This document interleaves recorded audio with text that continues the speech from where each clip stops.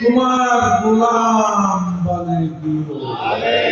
তোমার প্যারা হাবিব সাল্লাল্লাহু আলাইহি ওয়াসাল্লাম নবীকে প্রাণের অধিক ভালোবাসার তৌফিক দিও।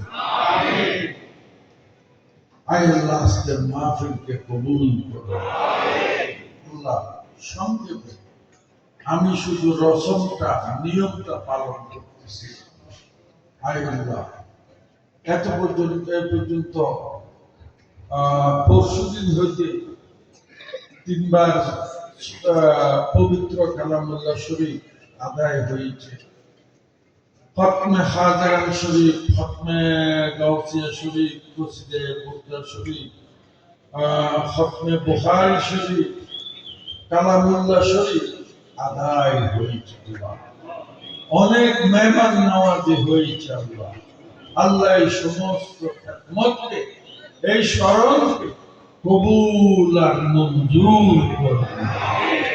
আল্লাহ পাক দূর দূরান্ত থেকে এসে মাহফিলে যারা উপস্থিত হয়েছে, যারা শরীর শামিল হয়েছে, আল্লাহ প্রত্যেকের খেদমত, আশা বসা উপস্থিতিকে, শোনাকে, বয়ানকে কবুল আর মঞ্জুর করুন। জানা অজানা সমস্ত গুনাহ খাতা দয়া করে মাফ করে দিও।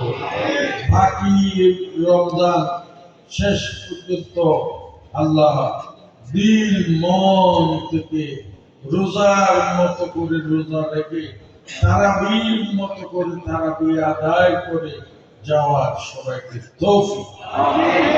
আল্লাহ পাক প্রত্যেকের ব্যবসা বাণিজ্যের মধ্যে, চাকরির মধ্যে, কর্মের মধ্যে খায়র ও বরকত